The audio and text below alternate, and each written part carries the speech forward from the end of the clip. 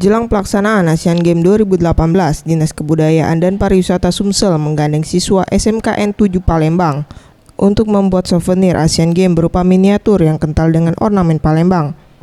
Menurut Iren Kamelin Sinaga, Kadis Bupar Sumsel yang ditemui Jumat 29 Januari 2016 mengatakan, pihaknya menunjuk langsung SMKN 7 karena dinilai hasil kerajinan yang dihasilkan selama ini sangat bagus, serta memiliki kreasi, SDM, dan bahan baku yang mencukupi.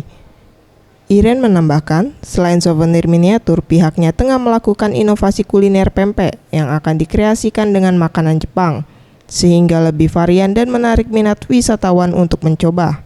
Palembang kan dikenal dengan lekernya, jadi mungkin leker yang miniatur yang bisa akan kita buat yang gampang dibawa oleh pengunjung-pengunjung nantinya, ditambah dengan yang lain. Kalau yang lain kan seperti supaya ada kekasan saja. Kalau yang lain seperti gantungan kunci itu kan mungkin sudah biasa. Tetapi kalau miniatur seperti ini mungkin punya daya tarik tersendiri.